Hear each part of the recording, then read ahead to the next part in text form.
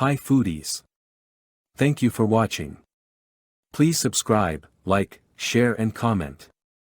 Hope to see you again. Hello food enthusiasts. Welcome back to Semi Bulgar's channel, where we turn everyday ingredients into culinary wonders. Today we're diving into the ultimate comfort food, homemade macaroni and cheese.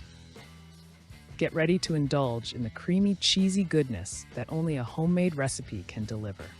Let's jump right into the kitchen and cook up some comfort. Ingredients for homemade macaroni and cheese: elbow macaroni, butter, all-purpose flour, milk, cheddar cheese, shredded, salt and pepper, optional, breadcrumbs for topping.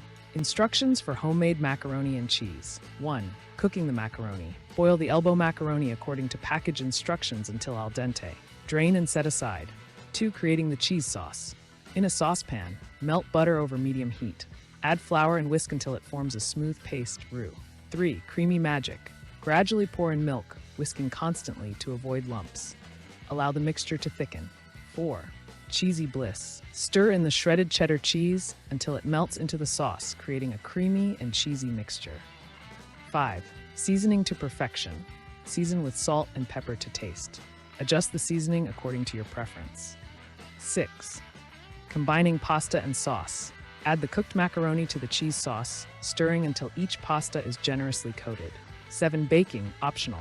If you love a crispy top, transfer the macaroni and cheese to a baking dish, sprinkle with breadcrumbs, and bake until golden brown. Visual feast. Capture the silky cheese sauce coating the macaroni. Showcase the optional baked version, highlighting the golden crust. Pro tips: experiment with different cheese varieties for a unique flavor.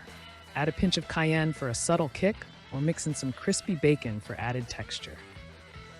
There you have it, our homemade macaroni and cheese that's going to redefine your comfort food game.